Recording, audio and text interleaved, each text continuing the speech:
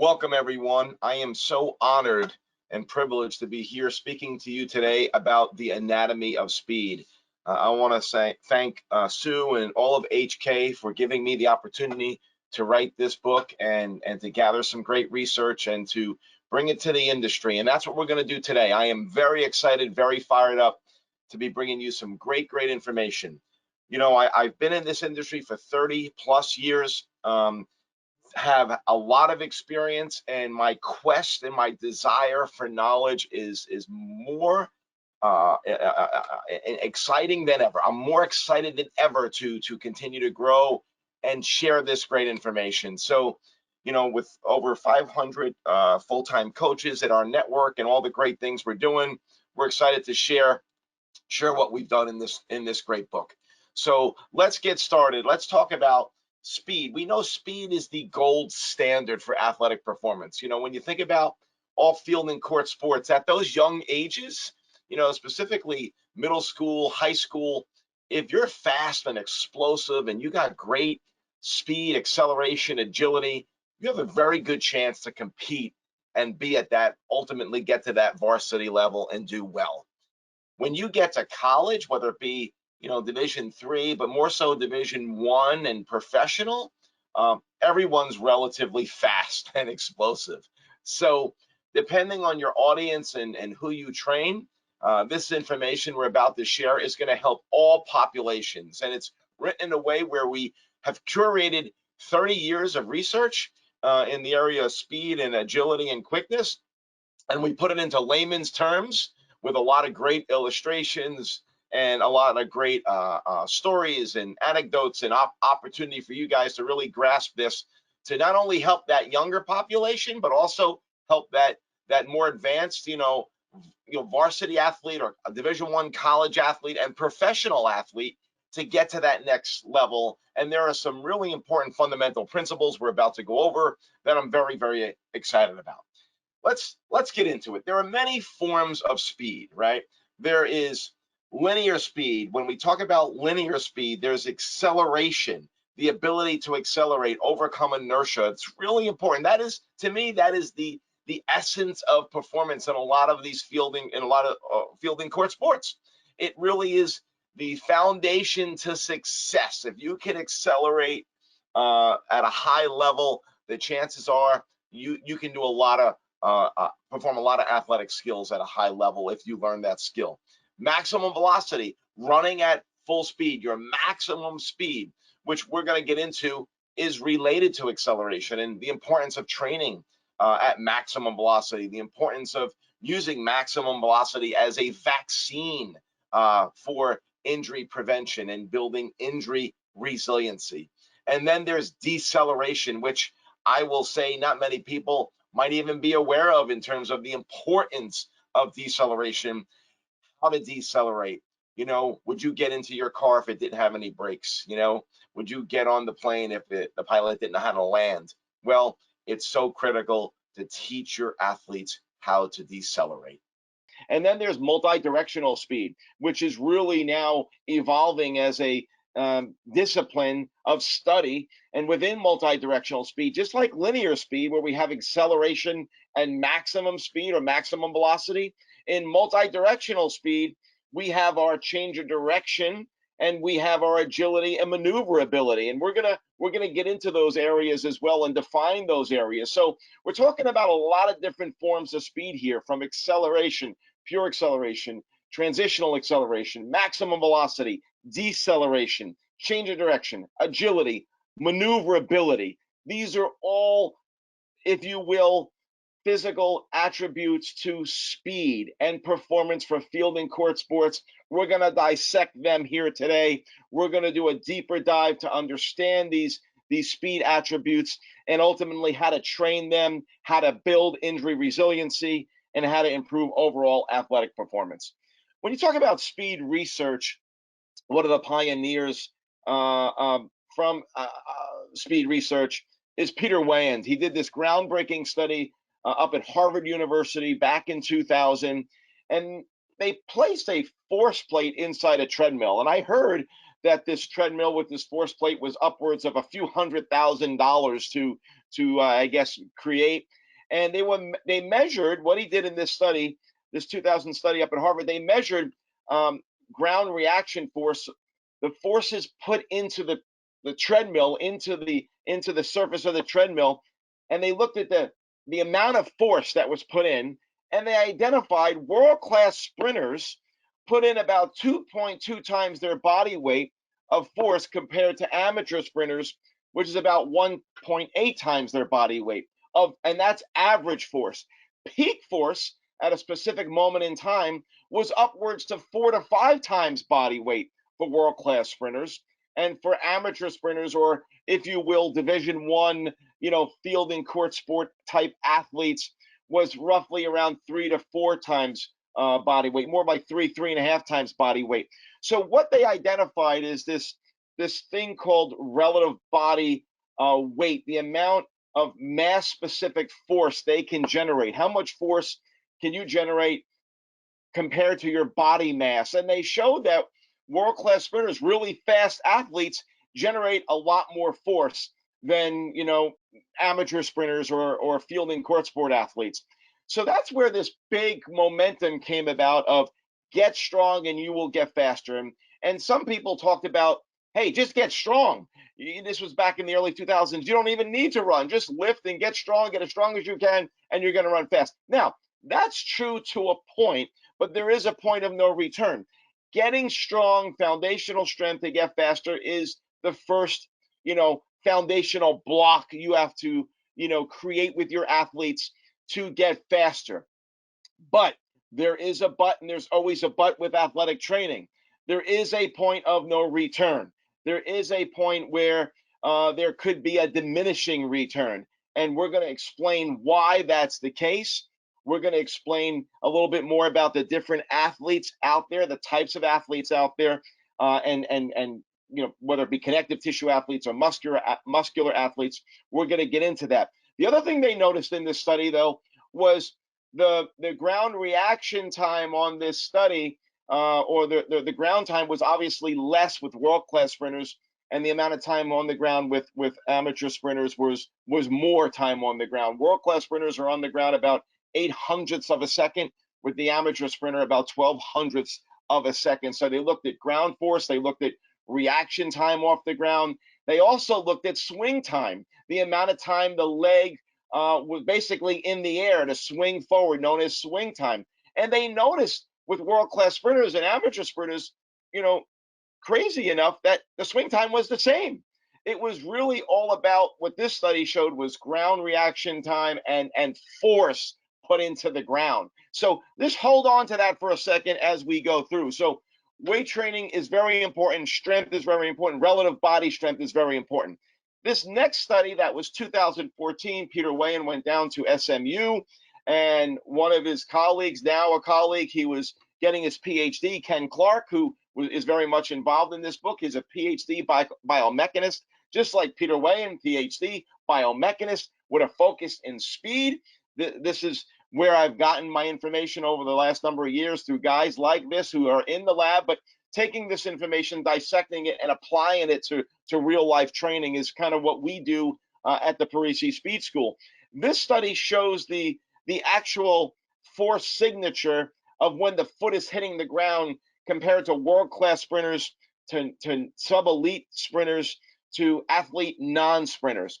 So this is a force signature, and as you can see, this is the same amount of time or the same speed. Everyone is running, I believe, 9 meters or 10 meters a second, what this graph is showing. So everyone's running the same speed.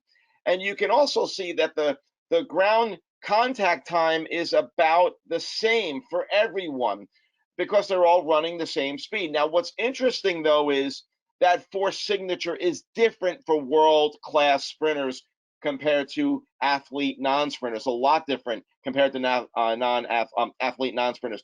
You can see that athlete non-sprinters are more of a traditional bell curve, or what they labeled as the spring stance model, typical. And that's what everyone thought it looked like. As you sprint, as your foot hits the ground, it initially doesn't generate a lot of force, but as your hips come over your foot contact, when it's directly over, is typically the peak force, and as you begin push off, obviously the force slowly dissipates, and then ultimately you're off the ground in the air. Notice world-class sprinters, they have an initial spike in force in that first half of ground contact time in this force signature, and then the second half of ground contact time is similar. That is very interesting, and there's some anecdotal evidence that talks about why that's the case. And one of the things that I believe very strongly is world-class sprinters were much stiffer in the lower shank and the foot and ankle complex and the calf complex when that initially hits the ground, and obviously stiffer in the core. That proximal stiffness allows distal speed, but also having stiffness in that lower shank, that ankle and calf complex is very important. Yes, I am saying stiffness. Yes, I know that's a bit of a paradox when we talk about stiffness being very important, and it is very important for world level speed, and it's very important if you want to improve the speed in your athletes. So let's again put a placeholder on that. Remember this stuff that's important: relative body strength, ground reaction forces, speed off the ground. But when we hit that ground, that initial contact, we got to be stiff and we got to be strong, and that's what world-class sprinters show. One of the elements, one of the phases or components that help us create this stiffness is the connective tissue system. So what we talked about here a second ago, we talked about proximal stiffness, and we talked about ankle and distal stiffness at the calf and ankle complex. And one of the body systems that allow us to facilitate this stiffness is the fascia system. And we're going to talk about that and the importance of fascia and connective tissue and what it means to performance and what it means to speed. Really critical. You know, the body and speed, when you talk about speed, it's a symphony of systems that have to work together if you want to reach optimal speed or maximum speed. We all been working on and studying the musculoskeletal system. Obviously, this new system that's come to life, the fascia and tendons, the connective tissue system. Fascia is a living system. It has more proprioceptors than muscle, has 6 to 10 times more proprioceptors than muscle, believe it or not. Let me say that again. That's proven. That's a hard, non-negotiable science. That fascia is so important, and it's a big part of the breakthroughs I've had over the last 5 years. One of the reasons why I've written this book, to talk about fascia system and the connective tissue system. The neurological system, we know, very important for speed development. Most of the time that's overtrained and not fully recovered. People are just, not understanding to how to allow and let the neurology recover from training bouts. The metabolic system, the cardiovascular system, all really, really important systems when we talk about speed, right? And there's others systems that are important that we're going to, we talk about in the book, like the lymphatic system and the importance for lymphatic draining and, cold and hot tub therapies and things with compression pants. We'll talk about that a little bit more in recovery, but really important systems to manage. Let's talk about, speed and getting back to speed. And when we talk about speed, at the end of the day, we're talking about limb speed and ground reaction force. How fast can we create limb speed to create this ground reaction force to generate a whole lot of force in a short period of time? And we have to really talk about muscle pulsing.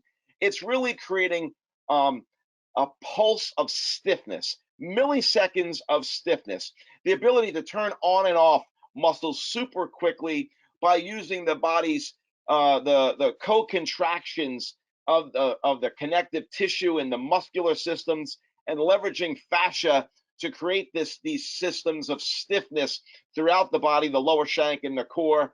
And that takes a lot of neuromuscular control and metabolic efficiency. Now, Dr. Stuart McGill has really pioneered this research, a mentor of mine, someone that I value tremendously. Dr. McGill has done studies with world-class MMA fighters, and he EMG'd of all the muscle groups of the core, or many muscle groups of the core and the hip complex. And he looked at, and that graph will show you when athletes, these world-class MMA fighters, would perform a roundhouse kick, they would initiate the kick. You would see the EMGs light up, muscle activation all over the place. But as that foot began to travel and swing in the air, things tended to relax, as you can see, on the screen, you can see those bursts of energy, and then things kind of relaxed for milliseconds. And then when that foot hit the bag, when they struck the bag with the foot, everything lit up again, everything contracted in this violent isometric millisecond contraction, which created an incredible pulse of stiffness. The same thing holds true when we swing a golf club. We're nice and relaxed. We initiate the drive with our lower body and hips and trunk and torso, and then we have to relax and let that club come through that range of motion. And at the moment that club head hits the ball, there is a pulse of stiffness that creates that impact on the ball, that creates that power through the ball, and then we relax once again for the follow through. That is the case when we throw, a thrower throwing a javelin. That is the case when we strike the ground after leg recovery. We're cycling our leg through, and now we're going to put it back down on the ground again. We got a pulse stiffness for milliseconds. So it's this concept of muscle pulsing and stiffness, and this is a trained skill. And what's involved in this skill is your neurology, your connective tissue, your fascia, muscular systems. These all play a very, very important role. Talking about the fascia system, it channels forces across multiple structures. It's a three-dimensional whole body system, generates much power in dynamic movements. It creates free energy, if you will.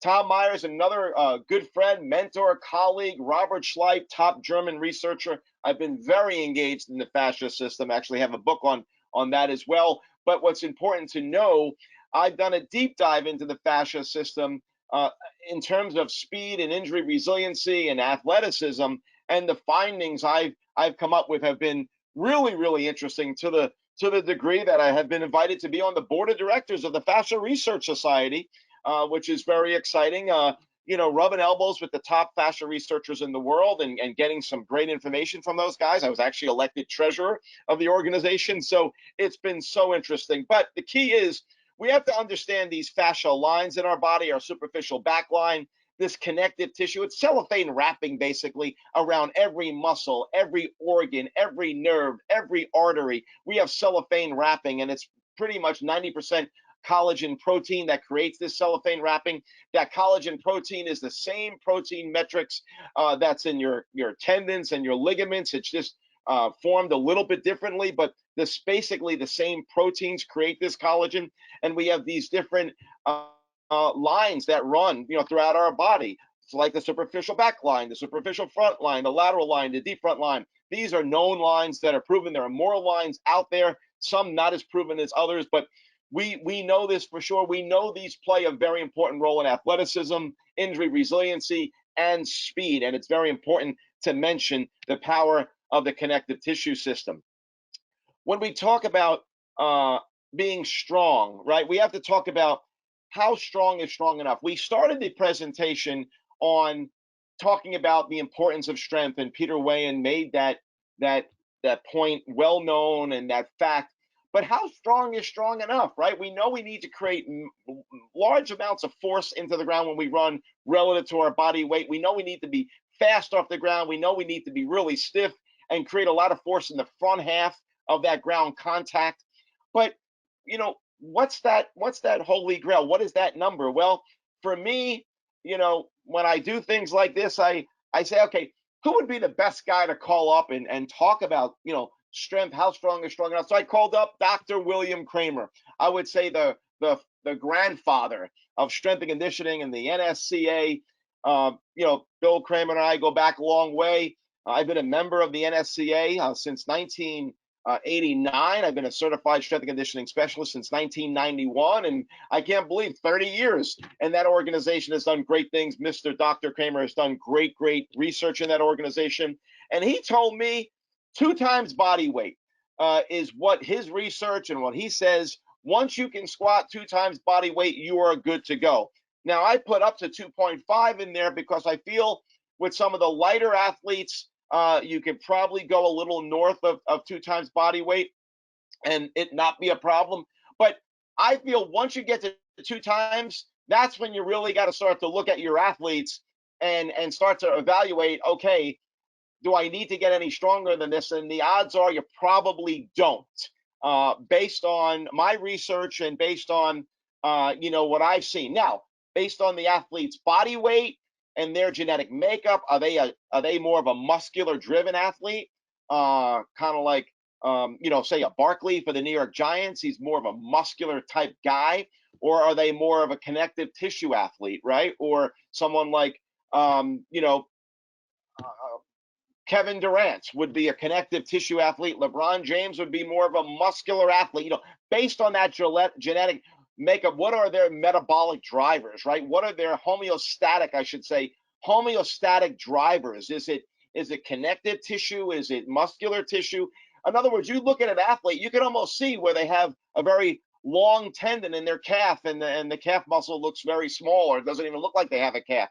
That is a tendon driven athlete, where some athletes like your fullbacks and linebackers, they're going to have a bigger calf, their tendon's going to be shorter. So their genetic makeup plays a very important role in the type of training and how strong they need to be. And it's always a measurement, always evaluating your athletes, always testing them on a routine basis. So very, very critical. So I put together some exercises here and some examples in terms of training.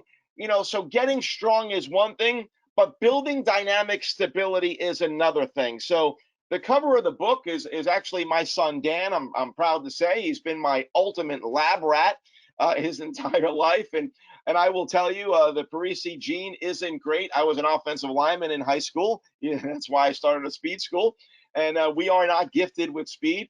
But everything we do is evaluated and tested. So my son right now, a junior at Don Bosco High School, he's a starting slot receiver, and he's worked extremely hard. And we get strong, and he still needs to get a little stronger. But there's ways to not only develop absolute strength, which you're going to see, but there's strategies to get really stable strength. And we're going to talk about that. Your traditional trap bar deadlift, right? Important. Foundational strength, important. But we want to introduce things like perturbations and take advantage of the Sami bar. And we want to take advantage of these resources. And you can see we're squatting barefoot on Airdex pads with about 225 pounds, but we're doing it in a way that's challenging our stability from a multiple planes of motion, right? So we're going to do a split squat with hanging 25-pound plates, not a lot of weight, but you can see we're going to bend down on that split squat. We're going to drive that right foot up. We're going to hip lock that leg. We're going to do an RDL with perturbations and weights that are going to challenge the stability. We're going to activate that neuromuscular, the fascia system, to create co-contractions throughout the movement. That is the magic, guys. It's about co-contractions. We're going to take advantage of upper body training as well with these types of training modalities. So what we want to do is create this unstable environment, but be in a safe environment to facilitate co-contractions. We want to facilitate the ability for the body to fire its systems to create strength, real strength that you can apply. So that's really, really important, guys, that you understand that we need to take this to the next step in understanding. Now, when we talk about training, I want to make an important point. When I go to weight rooms and I see high school weight rooms, college weight rooms, even, all different level weight rooms, the biggest issue I see is not understanding core stability, locking in the core, specifically when we squat or deadlift, and that neutral spine isn't being maintained. And I have this up on the screen because the most common injury is low back injury, and the most common injury is this injury to the nucleus pulposus, or I should say the vertebrae, the discs, which is the annulus fibrosis, which is that connective tissue wrapping, and inside that is the nucleus pulposus, which is this jelly donut, if you will. And what's interesting, I'm going to take a second here, and if you can see this little model of this vertebrae and disc, I'm going to show you what happens when you're out of neutral, right? Your vertebrae, your disc, your annulus fibrosis is here. Your nucleus pulposus is the jelly inside.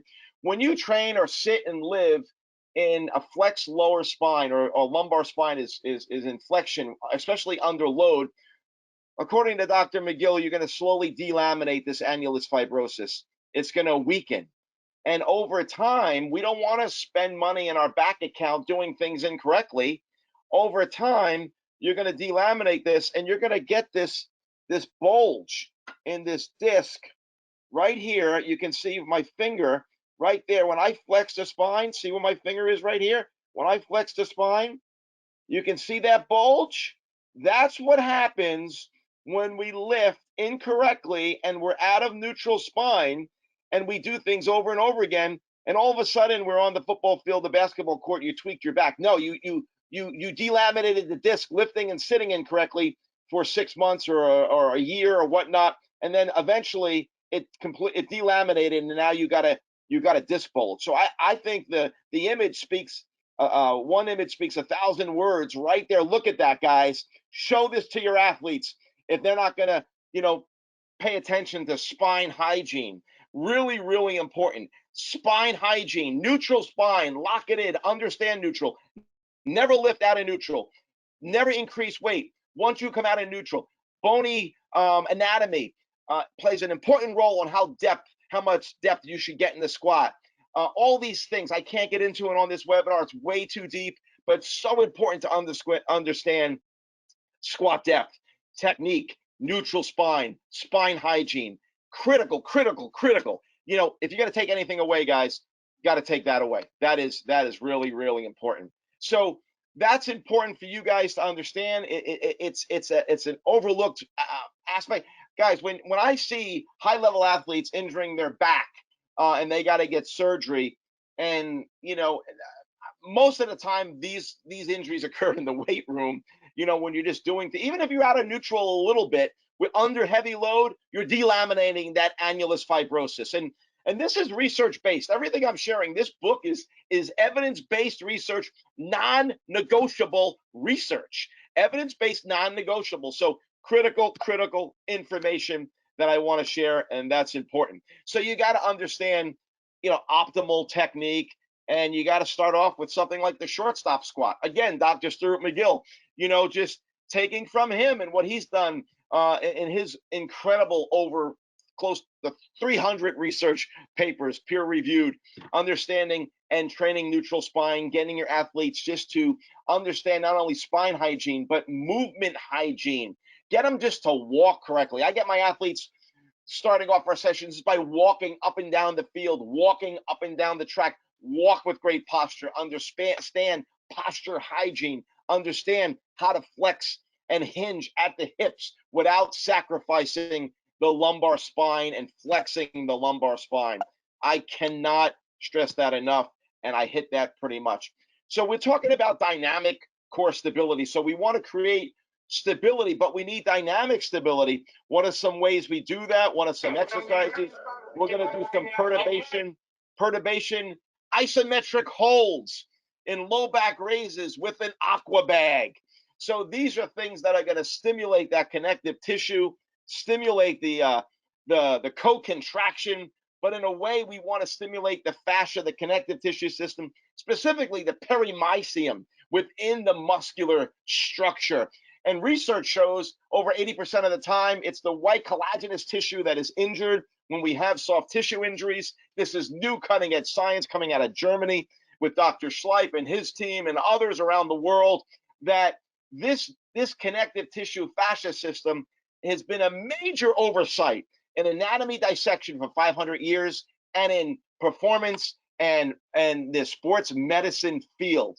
It is something that is critical to understand how to train, and we're going to talk about that, and it's in the book, and it's critical to really dive in and understand how to address it. So from my research, I believe stability from the research that's out there, isometric contractions with perturbation training like aqua bags is very important.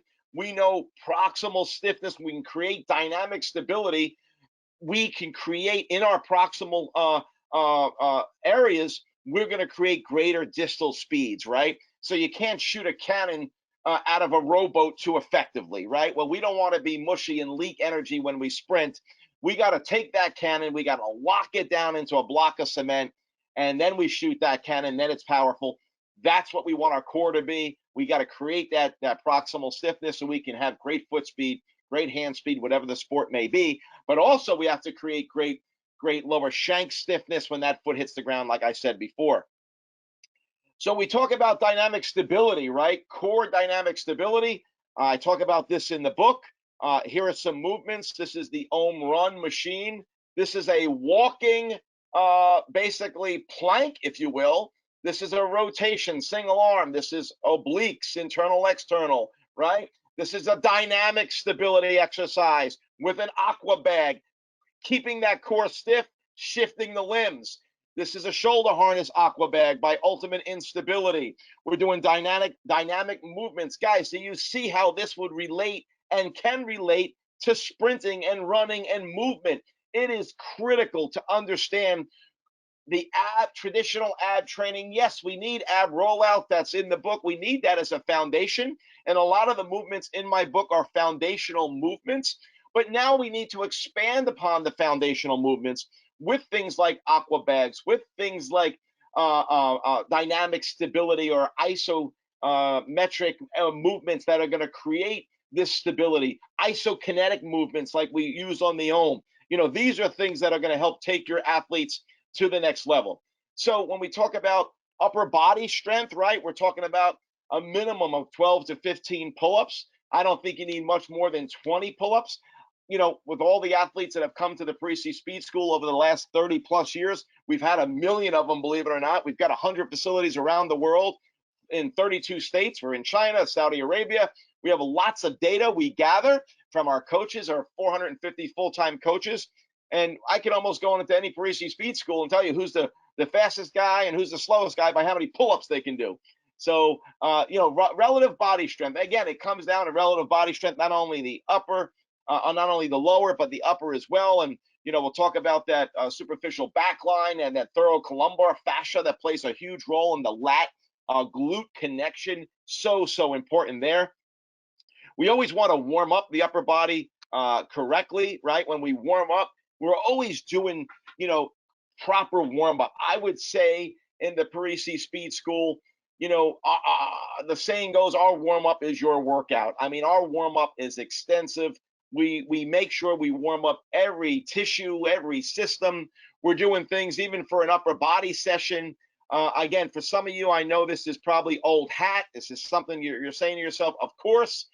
Some of us, we need a reminder. Some of us, this is like, yeah, I need to start incorporating these dynamic movements, right? Just to kind of get the upper body going, to kind of work on postural deficiencies, just to get those fascia chains woken up, if you will, and get the body, prepared for activity for what we're going to be doing that day. So really critical when we address warm-ups. We're going to do a lot of different things in a lot of different ways, and get creative, guys. The body's a three-dimensional organism. We're not a machine. I believe the laws of Newton's mechanics have failed us. Our body is not a machine. It's more like plants. So, a plant will grow towards the sun. A plant will respond to the environment, or a plant will respond to its nourishment. Our bodies are more like plants, less like machines. So as we move on, one of the ways we've assessed over the last number of years is the Sparta platform. Dr. Phil Wagner was a strength coach at the University of Pennsylvania, realized there wasn't a lot of information out there in terms of, objective science, in terms of determining injury resiliency. So this dude went and got his MD. He's the only strength coach that went and got an MD to be a better strength coach. That's pretty impressive, if you ask me. And then he started this company, Sparta Science, out of Palo Alto, California. And his neighbors out there are Google and Facebook. They got 20 full-time programmers, raised about $40 million a few years ago. And they have over 1 million scans in this force plate analyzing injury resilience. And it's a mandatory test at the NFL Combine. We've had one for 2 years. We've done tremendous research internally to identify imbalances, establish baselines, and target training goals. So again, this book, the things I'm putting out, is based on not just research and really smart people. It's my history with this research. It's my experience with the research, my experience with these tools, and then sharing our best practices. And that's exactly what I've done and continue to do, because I'm on this quest to continue to learn. I tell people I'm not really that smart of a guy. I'm not. I'm gonna just outwork you. I'm gonna I'm not afraid to meet people and learn from people and just call people up and go and visit them. That's what I do. Just came back from a visit with Keith Barr at UC Davis, top tendon guy in the world that was out there for 2 days. Called him up, built a relationship with him about a year ago, 2 years ago, and he's doing some incredible research, growing ligaments in his lab, and the stuff he's putting out is amazing. So I'm a road warrior, man. I started when I was 19. I went to Finland. I trained with Tapios Kouros and learned from some of the greatest javelin throwers on the planet. And since 1989, I've taken that same approach for 30 years. The good thing now is I got a little more credibility. People take my call. It's a little easier to get people on the line, especially now because we have the privilege to run the professional football strength coaches group. It's the NFL group.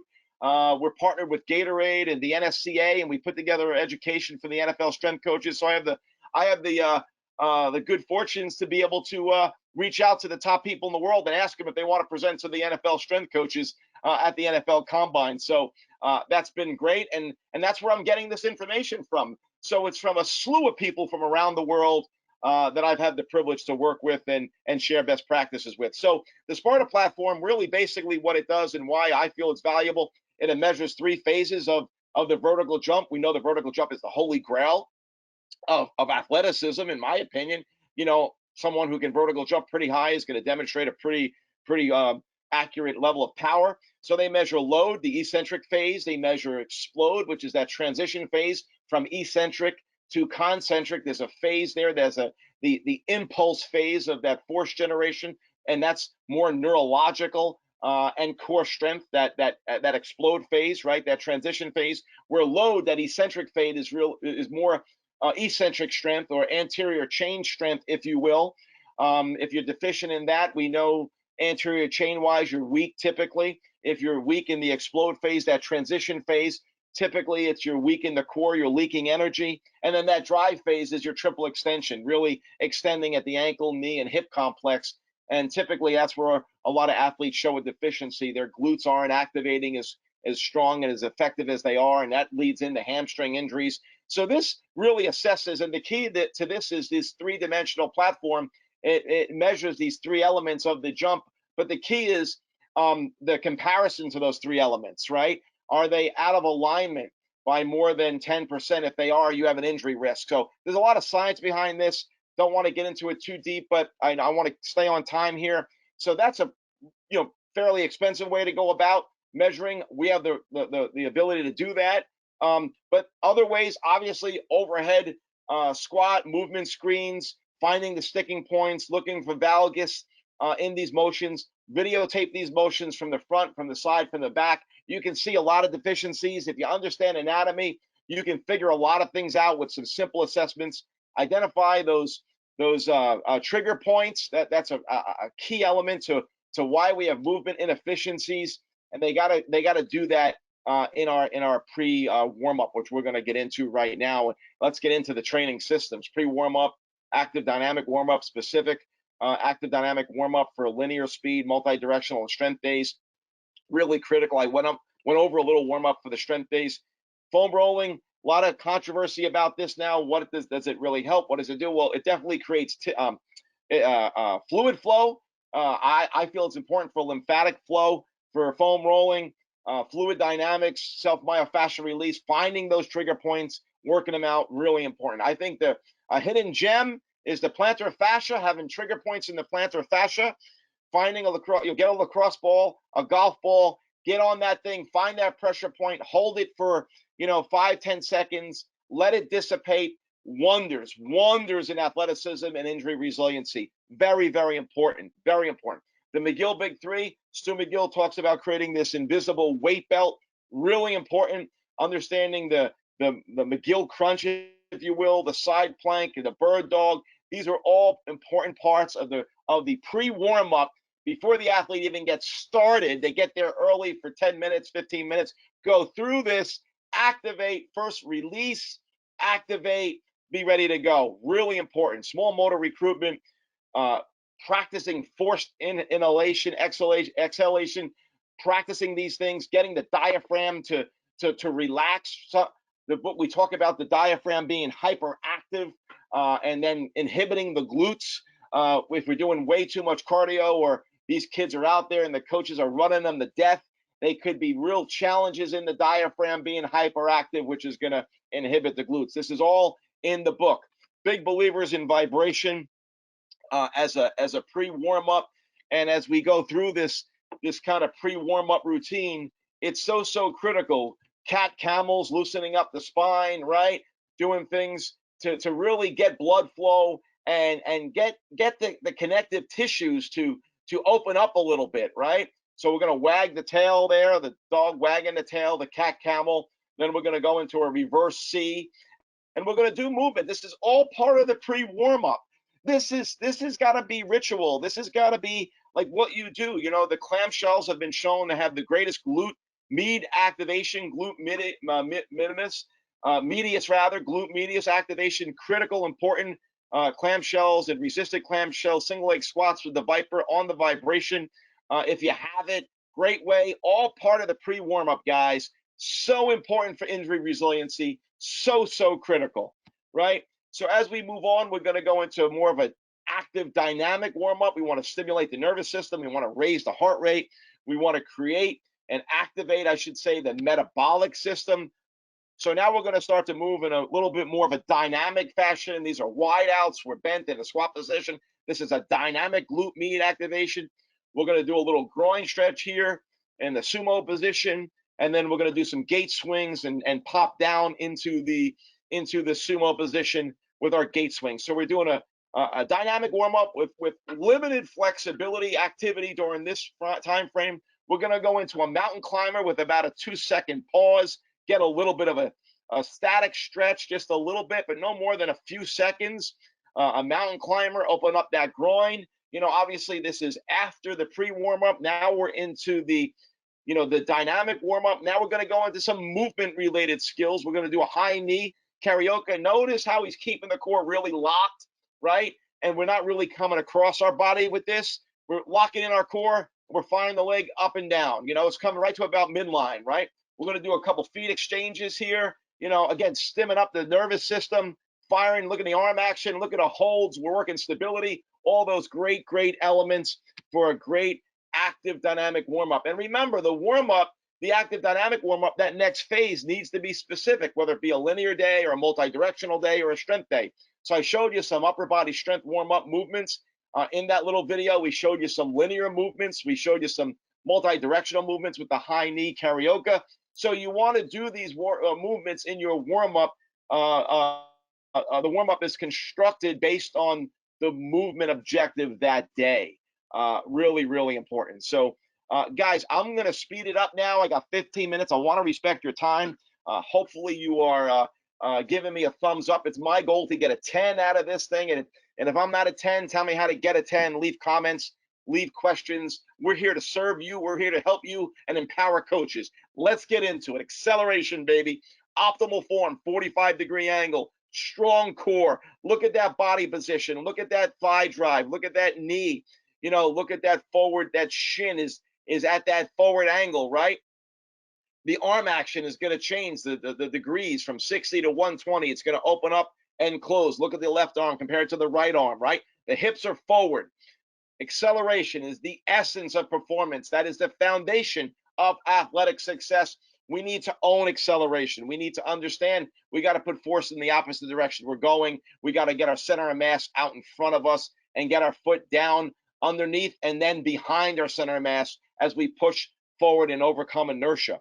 We know when we accelerate, initially, there's a braking force. We want to minimize the braking force. No matter who's running, there's going to be an initial braking force. Ken Clark has shown this through research.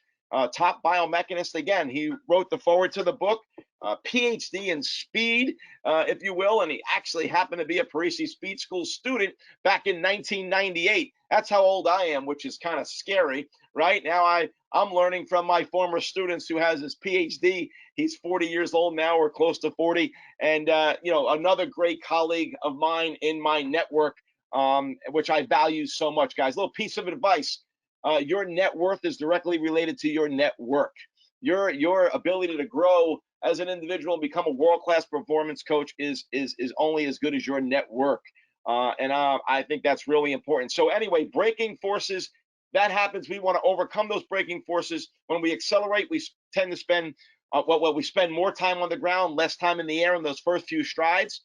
We're trying to create as much backward force as possible, trying to get our center of mass in front of us and really drive down and back. And that's an important skill. You got to have the right strength and be strong relative body. Acceleration is more strength based, where top speed or maximum velocity is more based on elasticity or elastic recoil, right? So when we train for acceleration, believe it or not, to do that, max velocity sprinting can improve acceleration. So let's not discount that. We know acceleration is the holy grail for field and court sports. That's everything, because if athletes are getting the top speed in field and court sports, usually something really good is happening or something really bad is happening. And that doesn't happen too often in field and court sports. We need top speed, and I believe it's not trained enough in sports, but we need top speed to even enhance acceleration. Ken Clark has shown that, and he actually has done a detailed study with NFL combine times that shows that athletes, running top speeds play an important role, or reaching top speeds at that 20-yard mark.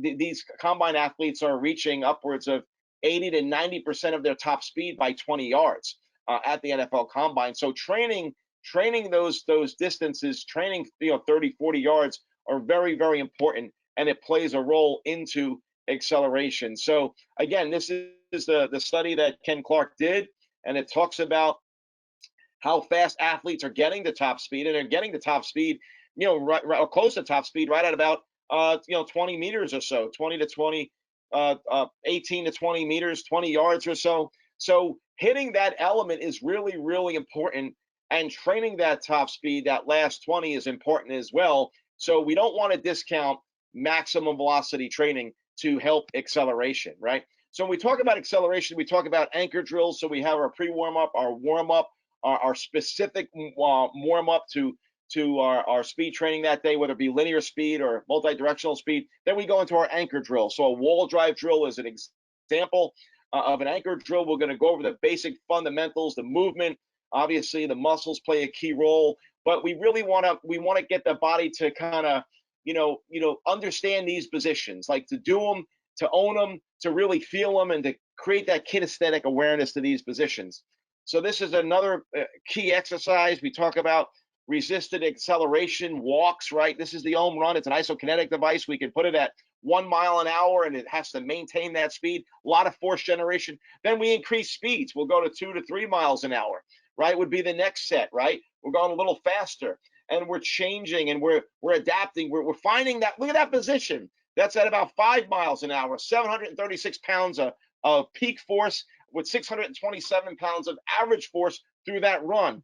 Backwards walking has shown to improve speed. That vastus lateralis, vastus medialis, important muscles in that drive phase of acceleration. So these are some things you can do that with a sled. You want to change weights. You want to use upwards of J.B. Marin talked about upwards 80 to 100 to 120% of body weight. Sled pulls, really owning that position of acceleration, critical to enhance that acceleration. So again, really, really important stuff. Application drills. So the ball drop drill, right? Once we take these anchor drills, we'll do resisted accelerations, we'll do wall drives, those types of things. These are all in the book. Then we'll do live action application drills, such as the ball drop drills, movement specific, they're game like, full intensity. Try to maintain that education that we got from the beginning, right? We got some cueing in the book, guys. When we're running a 40-yard dash, the cue I like is open the switchblade. Snap open that switchblade to explode out of the 40, right? Scissor the thighs. That's another great cue I love. Scissor the thighs. Nick Winkelman published a great book on cueing, another great book from HK, really genius individual. And again, if you want to do a deep dive in cueing, I recommend Nick's book as well. So some more cues: rip back the track, punch the knee. These are great cues to share with your athletes. They're in the book. Excited about them, and I believe these external cues, give these athletes a sense of how to position their bodies more efficiently, right? Let's talk about max velocity sprinting. Let's talk about postures. When you talk about max velocity sprinting, we're upright, right? The knees coming up to belt height, right? The foot strike is underneath the hip and it's strong. The hips are neutral position, good, strong, neutral spine. The neck and shoulders are stacked. We're erect. The head is neutral. That is a great sprinting position. The right shoulder is extended. The left shoulder is flexed. We have a lot of really good things going on right here. And maximum velocity sprinting mechanics play a huge role. A lot of athletes get injured with maximum velocity sprinting because they have an anterior tilt in their pelvis. And that's because they have tight hip flexors, they have a weak lower back, they have a weak posterior chain, and they have this anterior tilt. And if your athletes are sprinting with an anterior pelvic tilt, your risk for hamstring injuries go up. Your speed is not going to be reached. You're going to be limited. You've got to fix these limitations. You got to make sure we have a neutral spine, neutral pelvis. We got to lengthen those hip flexors. We got to strengthen the posterior chain, take the stress off the hamstrings, right? So I tell my athletes, imagine your hips are a bowl of water. Well, you don't want to be pouring water out of the front of the bowl. You don't want to be pouring water out of the back of the bowl. You want the water to be in that bowl and to balance that water, when you're sprinting and the whole time. Really, really important. That's a great visual. Take advantage of it. Get them to understand those hip positions. Talk about hamstring strength. I talk about dynamic hamstring strength. Let me talk about, again, the perimyosin. We're going to do these Nordic curls or moves. I like the extension phase in this Nordic for hamstring strength. That's your traditional kind of strength movement, if you will, concentric movement. Predominantly, I should say, concentric, kind of an eccentric isometric movement. But then we're going to do single leg isometric support movements with perturbations. So we're going to create isometric stability, co-contractions, but with the aqua bag, we're going to create these perturbations. So the muscles, they have to activate, they have to stabilize. And this is where I want to address the perimyosin, the endomyosin, ultimately epimyosin. All this connective tissue needs to be involved in creating stability, co-contractions, creating this stiffness of the co-contractions that we need in dynamic times of athletic movement. So, we almost want to create this mechanical composite that creates tremendous stiffness, but at the same time, we got to know how to facilitate that with our muscular and connective tissue systems, combining that. So let me move on. Up, we got this. So we've got some more dynamic movements here. Dynamic stability. This is an overhead feet exchange. You can see, the dynamicism needed in that kind of movement. This is with an aqua bag. Same concept. With using a feet exchange or right left. We're going upstairs wearing a shoulder aqua bag harness and along with a med ball aqua bag. You can see the dynamicism of these movements and what's happening when this athlete is going through these movements. Now, you need a foundation of strength first. You don't start off with this. I'm giving you all the sexy stuff here. You got to perform the foundational movements first in the book, and then you add instability to the movement through a weighted bar with some elastic bands, through bags with water, aqua bags, and you grow. I don't want to give you a couple drills and just give you a fish here today. I'm trying to teach you how to fish so you can eat for a lifetime. And I'm giving concepts here that have been valuable to me. Max velocity cueing, focused and tall, keep your head level up on the rope, hammer the arms back, hammer the hands back strong. Let's spin the globe and let's really know how to rotate, keep that pelvis neutral, keep the hips, tall, keep your chest up tall, head neutral, important cueing in max sprinting. And when you do that well, you run real fast. This was last winter. Again, this is my guy Dan. He's on the super tough tread, and for that day, that was a PR. That was 23 miles an hour right there on the tough tread. And when you're running at top speed, that's definitely more elastic. That's more connective tissue based. There's no doubt about that, where acceleration is definitely more strength based. So, when you look at someone like my son, so he needs more strength. He's fairly elastic in terms of running. He can run 23 miles an hour, So his deficiency, we got to get him stronger to get his acceleration to be better. That's where his deficiency is. So you got to look at your athletes. Where are they deficient? Do they need more elastic type training? Do they need more strength and acceleration? The acceleration phase, assessing that is really, really important. Deceleration, the ability to slow down, right? Really important. Optimal form, lower the center of gravity, shorten up your strides, chest over the knees, eyes up, split the arms to maintain your center of balance. Really, really important stuff.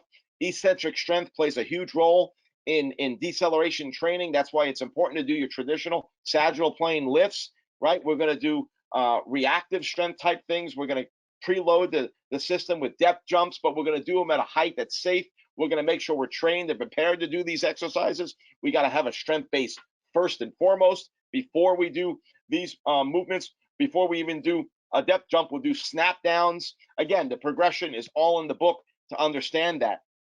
Change of direction form, understanding center of gravity management, wide base of support, strong back, lumbar spine, body 45-degree angle in the direction you want to travel to. So understanding the relationship of base of support to center of gravity is very, very important. Very important. Closed chain drills, change of direction, closed chain, increasing movement vocabulary. You have a movement motor vocabulary, if you will. We got to refine that motor vocabulary. I know there's a debate out there. Can you improve an athlete's agility? Closed chain drills have no use. I know there's lots of theories out there. I believe closed chain drills are important to learn, practicing movements. And I will say that why? Because if you're a martial art athlete and you go and you want to compete in the Olympic Games in Taekwondo, well, these athletes for the most of their lives have practiced closed chain movements in the dojo, practicing strikes and blocks. And then after a while, it becomes second nature, and then they go compete in an open chain environment. So martial artists, specifically Taekwondo athletes, train in a closed chain environment for the most part, predetermined moves, and then ultimately they spar, they compete, they do both. And you got to do both, closed chain and open chain. Here's a closed chain movement that I believe enhances open chain. So this is a predetermined movement pattern with an aqua bag on the athlete's back, and he's going through a pattern 1-3-2-4, 1-3-2-4, and that water is sloshing all around. Do you think that's helping his reactive agility? That's core stability, reactive strength, stiffness in the ankle and calf complex, stiffness in the core? Absolutely. Am I fired up? Absolutely. Is this great stuff? Absolutely. Can you do this in your basement? Absolutely. You don't need an aqua bag. You can just draw an X and get after it. And then eventually hold a gallon or half gallon filled of water at your chest. Same concept, same concept, but it might even be better holding the gallon of water at your chest because a half gallon of water in a gallon in a gallon tub in your chest could be just as effective. So again, guys, let me close this out. Change of direction cueing, in the attic as we change. These are important cues to understand as we go through. Get low as you approach that that change of direction. If we're running a 5-10-5, pull the string, explode, break the string as we do a side lateral walk and then accelerate forward. Maneuverability, running on curves, right?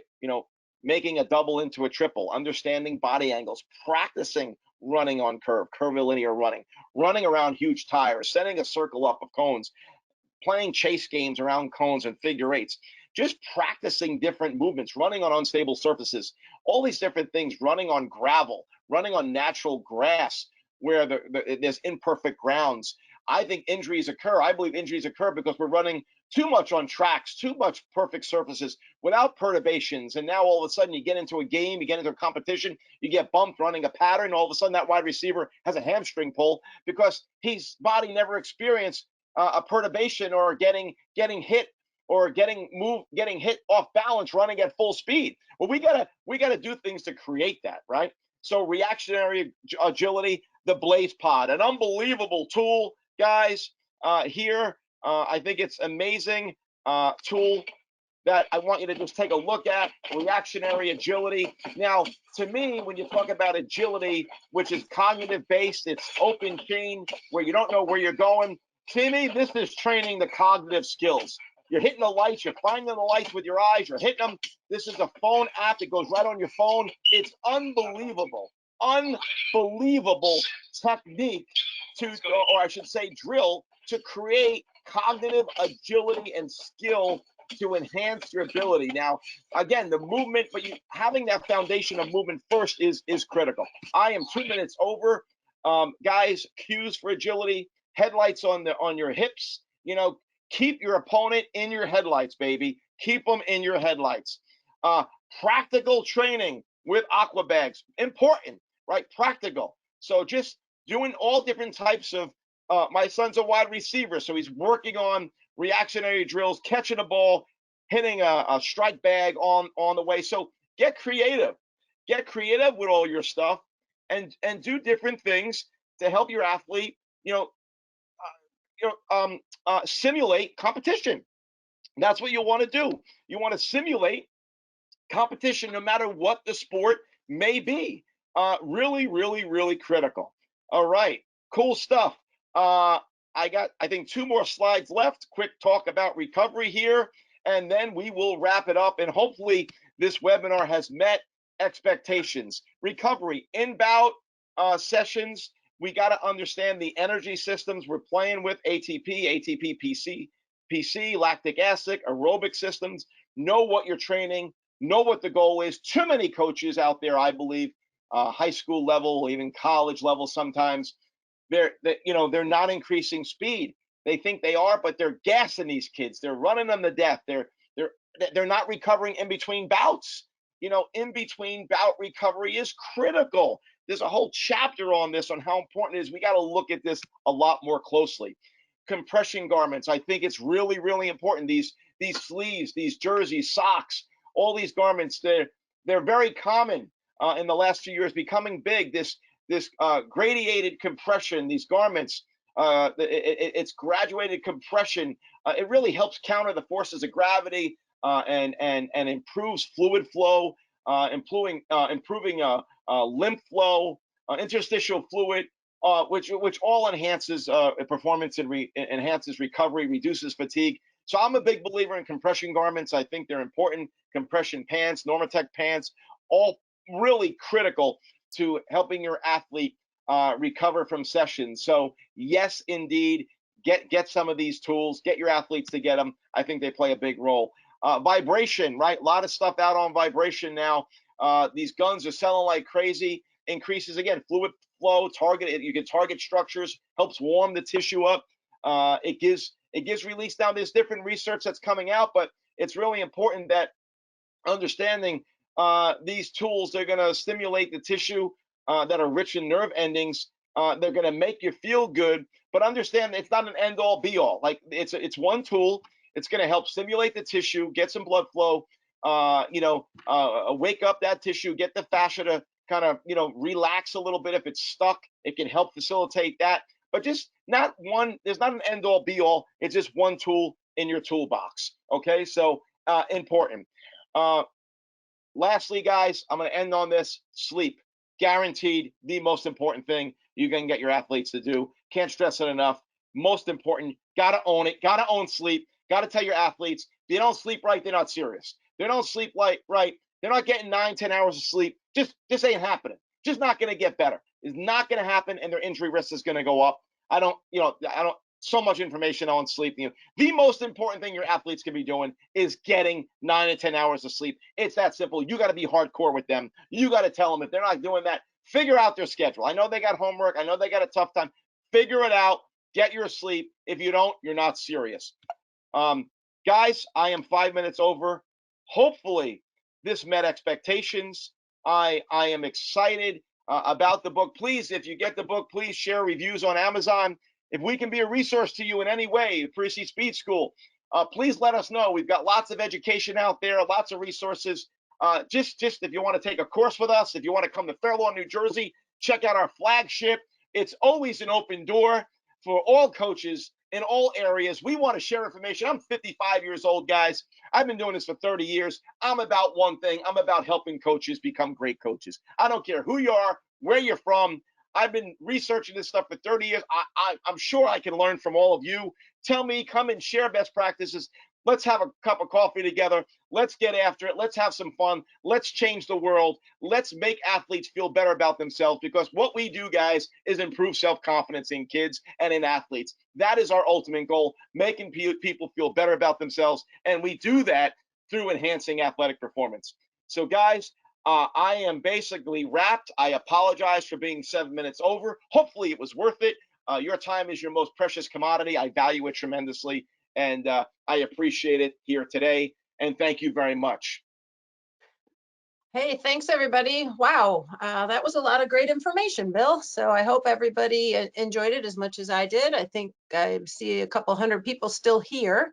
If you've got a second, we did have a question about, can an athlete improve his performance if he or she has a lumbar spondylosis problem? Interesting. I mean, first and foremost, when there's any limitations such as lumbar spondylosis, you need to be hyper focused on recovering that injury, and facilitating the right prescription to allow that athlete to recover. And first and foremost is education, and that's spine hygiene, and letting the tissue heal. Connective tissue can heal. Stuart McGill proved that with Brian Carroll. Brian Carroll fractured a sacrum, blew out L3, L4, blew him out, all black of the MRI. 3 orthopedic surgeons recommended he get surgery, or mandated he get surgery to get out of pain, and his lifting career was over. Stuart McGill got him healthy without surgery and squatted over 1,000 pounds again without surgery. So your body can heal the connective tissue. It's understanding spine hygiene first, and slowly, slowly gravitating to some of the movements we did here. But pain is a signal. Whenever you have pain, stop. You have to stop immediately. This thing is working through pain is just absurd. Working through fatigue sometimes, if you're, that's different. But hopefully that answered the question. Not to go on a long dissertation, Sue. Sure. Yeah. The first one that came in at the beginning was lengthening is strengthening came to mind when I heard the word stiffness. Is stretching not that important? That is a great question. And many times in this industry, the words come up as it depends. Stretching might be important for a high hurdler that doesn't have enough hamstring flexibility to get over the hurdles, and to create flexibility for that athlete. Yes, stretching would be important. If I'm a basketball player and I'm looking to dunk the basketball, no, I don't need to worry about hamstring flexibility as much as that high hurdler.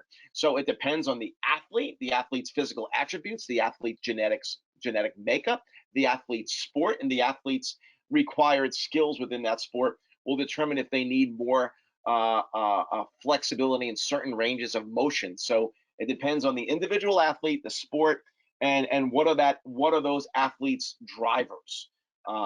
Hopefully that gives some answers. Sure. And last but not least, this is all we're going to have time for, folks, but are the foundational strength requirements, the 2 to 2.5, the same for females as males? Oh, that is a great question, and I apologize for not saying that. My bad. Beautiful question. Females is about 1.75 to 1.8. Great question is what, again, Dr. Bill Kramer has shared. So, yeah, beautiful.